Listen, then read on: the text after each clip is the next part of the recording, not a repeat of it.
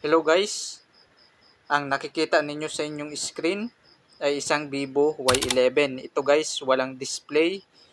Kahit i-charge mo siya, walang display. At ito guys, sira ang kanyang LCD.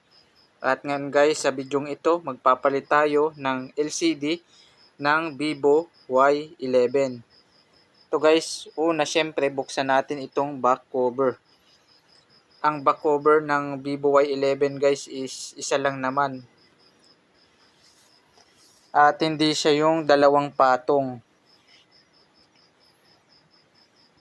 Ito guys, naiangat ko na itong takip.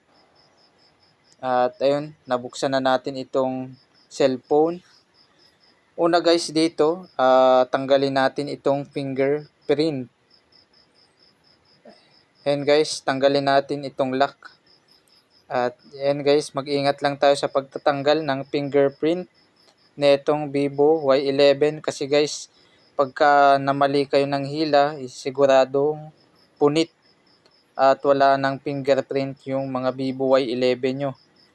And guys, natanggal na natin yung fingerprint nitong Vivo Y11. Isunod na natin guys itong kanyang motherboard cover para matanggal natin yung connection ng battery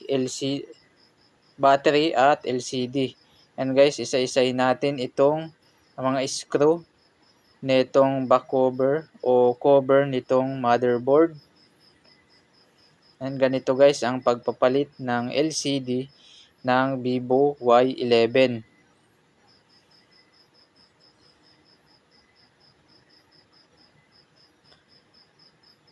And guys, pag natanggal na natin yung mga screw, naluwagan na natin, pwede na nating tanggalin itong kanyang cover.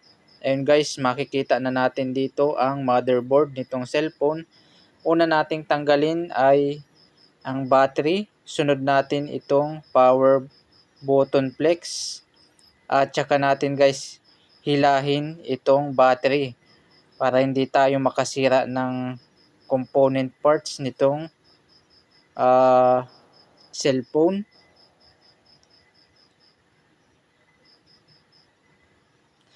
Siyempre guys, isusunod na nating tanggalin itong connection nitong LCD.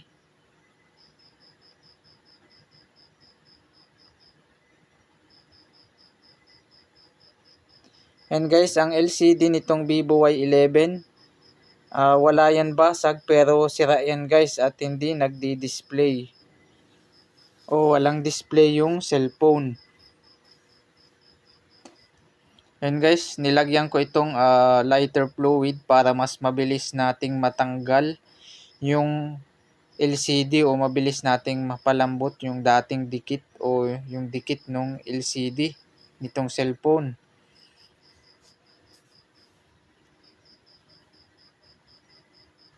And guys, buhusan pa natin ulit para lumambot pa lalo yung dikit nitong LCD at hindi natin ma-damage yung kanyang frame. Kasi guys, pag masyadong matigas yung pagtanggal natin sa LCD is maaari nating mabaluktot yung frame nitong cellphone at hindi lumapat ng maayos yung bagong LCD ikakabit natin.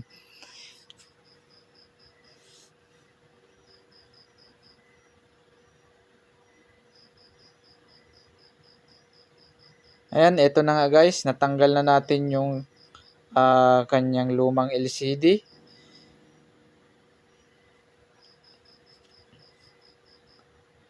At then guys, natanggal na natin.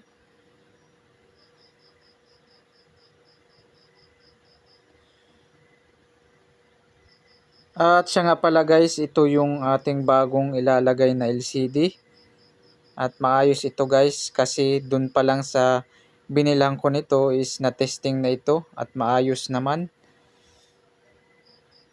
At tips ko nga lang guys, pag magkakabit kayo ng LCD, kailangan testingin nyo muna para hindi kayo gumastos o mag-abono kapag biglang nag-defect o depekto pala yung LCD pag dikit ninyo sa frame. Kasi guys, hindi na may uuli ang LCD kapag ka naidikit na sa frame. Hindi na tinatanggap ng supplier. Ayan nga guys, tulad ng sinabi ko, ayan, kailangan nating testingin ang bagong LCD. Guys, kabit natin.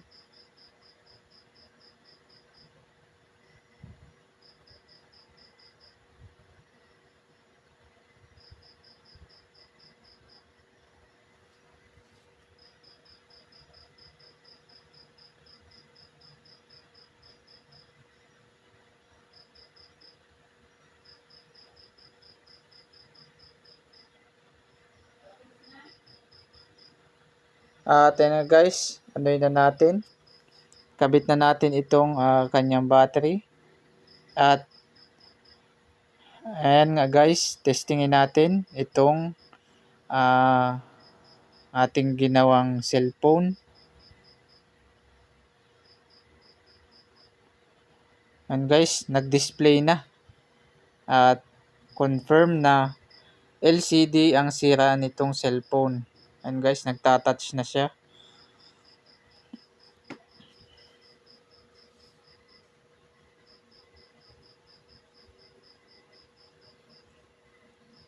Yun guys, nung syempre na-testing ko na yung bagong LCD at okay naman. Guys, kakabit na natin ito.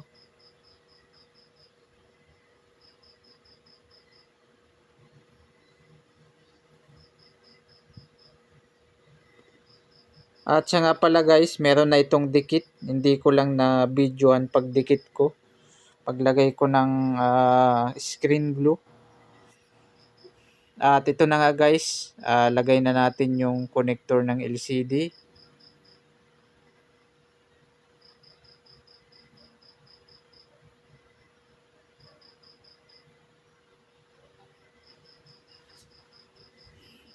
And guys, ayusin lang natin yung pagkakalagay. At ilagay na natin itong battery nitong Vivo Y11.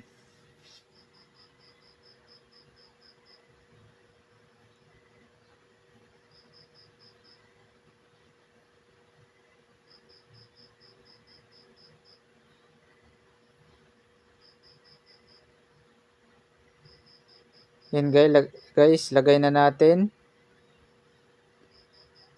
Ayun nga guys, kung mapapansin ninyo, laging sa pagtatanggal ng mga piyesa ng cellphone, lagi kong inuunang tanggalin ang battery at huli ko din ikinakabit para makaiwas tayong makasira ng component parts ng cellphone at hindi magkaroon ng short circuit.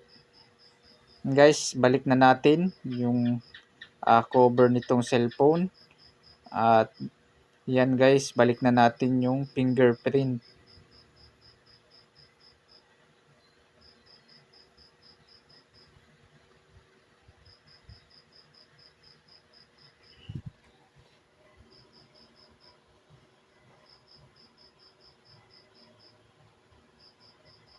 At then guys, syempre balik na natin itong lock nitong fingerprint.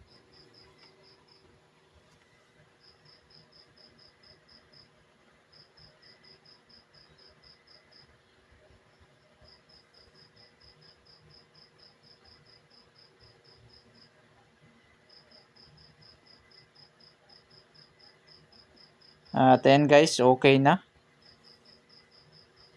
Ibalik na natin itong back cover nitong Vivo Y11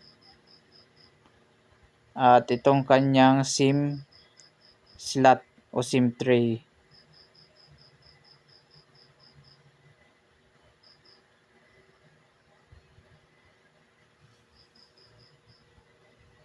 Then guys, nilagyan ko ito ng tape para lapat yung pagkadikit o yung LCD. Maging lapat siya pag nakatuyo o pagtuyo nung pandikit. Ito nga guys, okay na. Salamat sa panonood guys at sana nag-subscribe ka na sa aking channel. And guys, Okay na yung cellphone.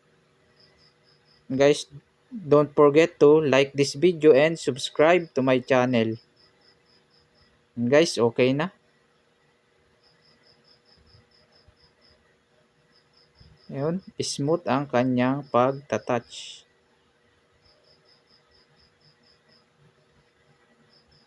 Okay guys, smooth. Ayun, ayos na.